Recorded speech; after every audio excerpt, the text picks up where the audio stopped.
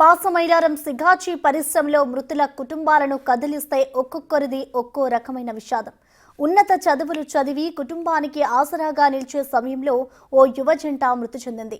జమ్మలమడుగు నియోజకవర్గం పెనికిలపాడు గ్రామానికి చెందిన నిఖిల్ కుమార్ రెడ్డితో పాటు అతని భార్య సైతం ఇదే ఘటనలో మృతి చెందారు.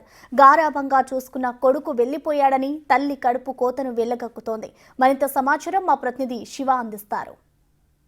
మైలారం సిగాచి పరిశ్రమలో జరిగిన ఘటనకు సంబంధించి ఒక్కో కుటుంబానికి ఒక్కో రకమైన బాధ. 2 వయసు, ఉన్నత చదువులు చదివి కుటుంబానికి ఆసరాగా ఉన్న సమయంలో జమ్మలమడుగు నియోజకవర్గానికి సంబంధించి మొద్దునూరు మండలం పెనికలపాడు గ్రామానికి చెందిన నిఖిల్ రెడ్డి కుటుంబానికి మరో దిగ్భ్రాంతి కలిగించే విషాదం. చిన్న వయసులోనే ఉన్నత చదువులు చదివి కుటుంబానికి ఆసరాగా ఉండాల్సిన నిఖిల్ కుమార్ రెడ్డి పరిశ్రమలో జరిగిన బ్లాస్టుల్లో తనతో పాటు ఇటీవల ప్రేమ వివాహం చేసుకున్న తన సతీమణి కూడా చనిపోవడం అందరినీ కలిచివేస్తుంది. దీనికి సంబంధించి కూడా ఇప్పుడు మనం పెనికలపాడు గ్రామంలో ఉన్నాం.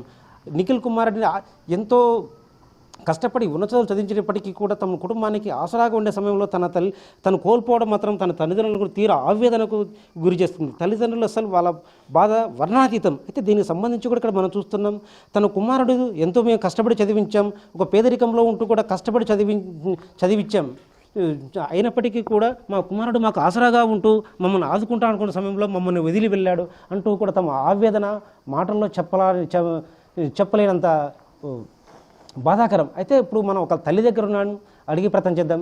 అమ్మ, మీరు చెప్పండి, నిఖిల్ కుమార్ రెడ్డి మీరు చాలా గారాబంగా పెంచుకున్నారు, మీకున్న కుమారుడు, మీ పెద్ద కుమారుడు. అయితే అసలు ఇలా జరుగుతుందని మీరు ఏంటి?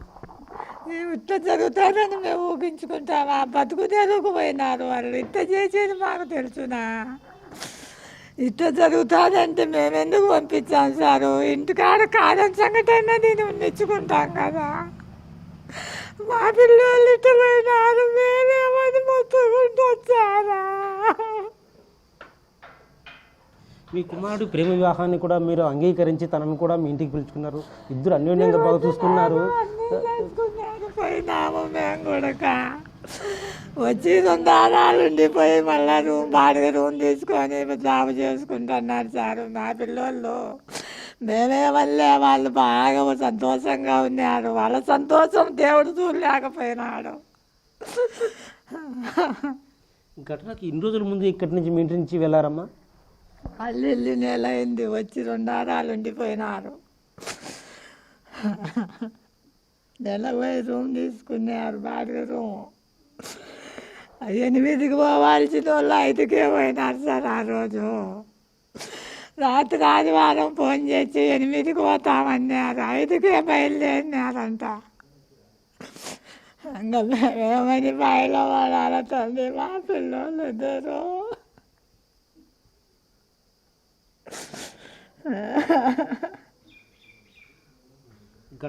ఘటన జరిగిన రోజు అంతకుముందు గంటల ముందు మీకు కాల్ చేశారా?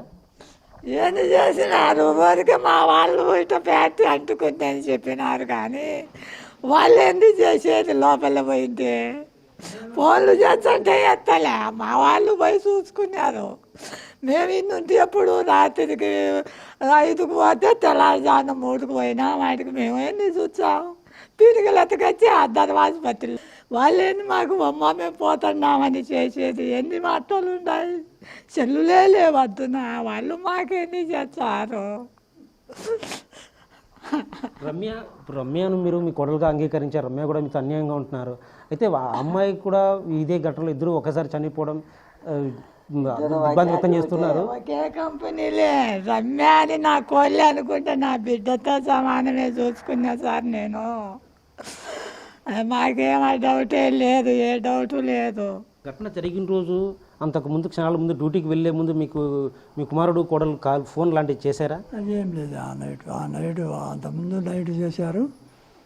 తెల్లవారి చెప్పాను నైట్, ఆదివారం నైట్ మేము ఉదయం జనరల్ షిఫ్ట్ 8 గంటలకు డ్యూటీకి పోతామన్నారు. అంతవరకు మాత్రమే చేసింది. మళ్ళీ ఆడికి పోయినా తెలిసిందేమంటే తెల్లవారు 8 గంటల డ్యూటీ కాకుండా నైట్ 5:30కే పోయినారని తెలిసింది. ఆ రోజు నైట్ మీ కోడలు రమ్య మృతదేహం లభించిందా? లభించింది, కనిపెట్టాం మేము. భయంకరంగా ఉంది. మేము ఆధారాలు గుర్తులు ఉన్నాయి, ఆ గుర్తులు బట్టి కనిపెట్టాము. తెలిసింది 11:30కి 11:30కి వేరే బంధువులు చెప్పారండి ఇలా బ్లాస్ట్ జరిగిందని.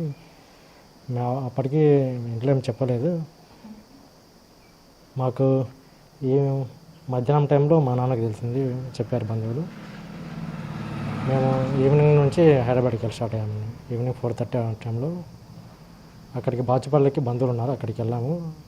హైదరాబాద్ ఏరియాలో 12:15కి నైట్కి వెళ్ళాము. నేను మా అన్న మొబైల్కి ట్రై చేస్తున్నాను, స్విచ్ ఆఫ్ వస్తూనే. అర్లీ మార్నింగ్ 1వ తేదీ 5:30కి ఆ టైంకి ఫోన్ రింగ్ అయిందన్న. లిఫ్ట్ చేశారు, ఎస్ఐ సార్ ఫోన్ లిఫ్ట్ చేశారు.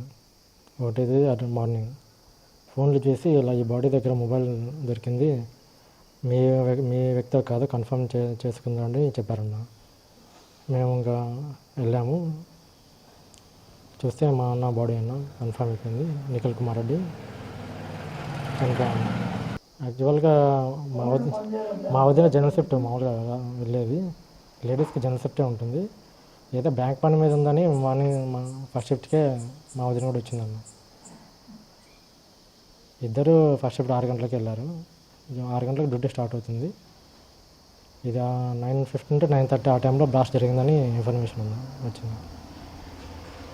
ఎంతో ఉత్సాహంగా ప్రేమ పెళ్లి వివాహం చేసుకుని కేవలం 2 నెలల వ్యవధిలోనే తమ ఇద్దరు కొడుకు కోడలు మృతి చెందడం కూడా ఈ కుటుంబాన్ని దిగ్భ్రాంతి గురి చేసింది. అయితే దీనికి సంబంధించి కూడా ఘటన జరిగిన రోజు కేవలం ఆ రోజు 8 గంటల సమయం డ్యూటీకి వెళ్లాల్సి ఉన్నప్పటికీ కూడా కేవలం 5 గంటలకు డ్యూటీకి వెళ్ళారు. సో మాకు అంతకుముందు రోజు మాట్లాడారు, మాతో చాలా సన్నిహితంగా మాట్లాడారు, మేము చాలా బాగున్నామని చెప్పారు. అయితే ఒక్కసారిగా ఈ ఘటన జరిగిన తర్వాత కూడా వాళ్ళు ఒక్కసారి చేయడంతో మాత్రం వీళ్ళు అసలు కోలుకోలేని పరిస్థితిలో ఉన్నారు. కెమెరా పర్సన్ సుదర్శన్తో శివ, బిగ్ టీవీ, పెనికలపాడు గ్రామం నుంచి.